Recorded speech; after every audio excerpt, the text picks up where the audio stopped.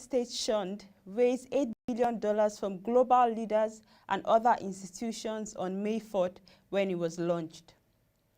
Taiwan has announced it would lift coronavirus-related restrictions on mass gatherings and the sale of masks next month as the COVID-19 pandemic slows in the island nation. Health and Welfare Minister Chen Shih-chung said that from June 7th, the restriction on mass gatherings will be entirely lifted, but people participating in such activities should still either maintain social distancing or wear masks.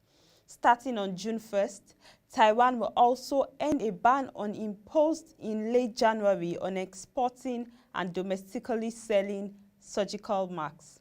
According to Chen, Taiwan's daily output of surgical masks now stands at about 20 million, including the 8 million ones requisitioned by the government.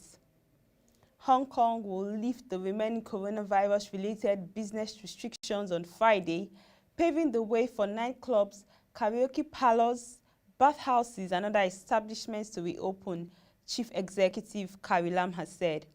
Hong Kong has recorded one locally transmitted case of COVID-19 in the last 4 weeks. Karaoke parlors, bars, and other establishments linked to COVID-19 clusters in the city were ordered to close on April 1st. Lam also announced that public transit from the airport will resume on June 1st, with restrictions on non-resident entry to the territory via Hong Kong International Airport set to expire on June 18th.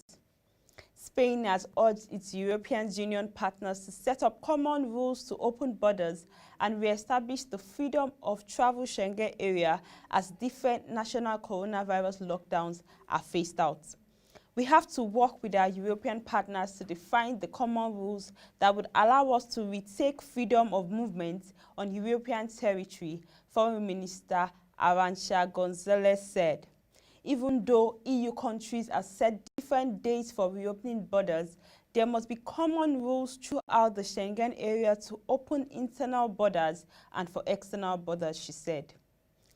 Glenmark Pharmaceuticals Limited said it will begin a new clinical trial in India to test a combination of two antiviral drugs, favipiravir and umifenol, as a potential COVID-19 treatment. Favipiravir is made under the brand name Avigan by Japan's Fujifilm Holdings Corp.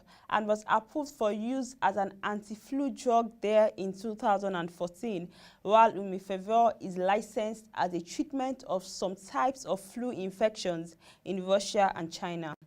The study will look to enroll 158 hospitalized patients with moderate COVID-19 in India. Last month, Glenmark said it would conduct clinical trials in India of just favipiravir as a potential treatment for COVID-19. Germany plans to extend social distancing until June 29th, newspaper Bild said, citing a draft document that still needs to be approved by the federal states. Asked about the report, a spokesman for the German government said talks were ongoing. Bild said meetings in public places will be limited to a maximum of 10 people or members of 2 households. Australia's Prime Minister Scott Morrison says the country won't open its borders anytime soon, but the government was continuing to discuss a travel corridor with New Zealand. I was speaking with Prime Minister Ardern this morning, and we will continue to have our discussions about the Trans-Tasman Safe Travel Zone, Morrison told the National Press Club in Canberra. Children under the age of 2 should not wear face masks because they can make breathing difficult and increase the risk of choking, the Japan Pediatric Association has warned. Masks can make breathing difficult because infants have narrow air passages, which increases the burden on their hearts, the association said, adding that masks also raise the risk of heat stroke. Let's stop the use of masks for children under 2 years old, the association said in a notice on its website. He added that there had been few serious coronavirus cases among children and that most were infected by family members with almost no outbreaks at schools or daycare facilities. South Koreans now have to wear masks whenever they use public transport or take taxis.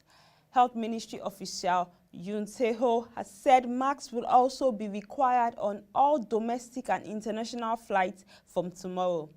South Korea was reporting 500 new cases every day in early March before it largely stabilized its outbreak with aggressive tracking and testing. But infections have been rising slightly since early May, with more people going out during warmer weather and eased physical distancing guidelines. Until treatments and vaccines are developed, we will never know when the COVID-19 crisis could end, and until then, we will have to learn how to live with COVID-19, Yoon said. Nigeria now has 8,048 confirmed COVID-19 cases with 2,311 recoveries and 233 deaths. Total sample tests carried out by the NCDC is 46,803.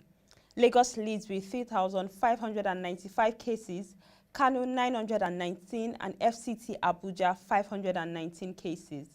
Anambra 10, Imo 7 and Benue 5 are the states with the lowest COVID-19 cases in the country. And that will be all for today's edition of The Human Angle. You can send your videos and pictures to news@polshareng.com or programs@polshareng.com and let's share your experience and views. Visit our website www.polshareng.com to get more updates from our news stories and videos. Also follow our social media platforms showing on the screen for further updates on our market reports. Join us by 6 p.m. for our evening segments, which will be streamed live on our YouTube, Facebook, and Twitter channels. Till tomorrow, thank you for watching and do stay safe.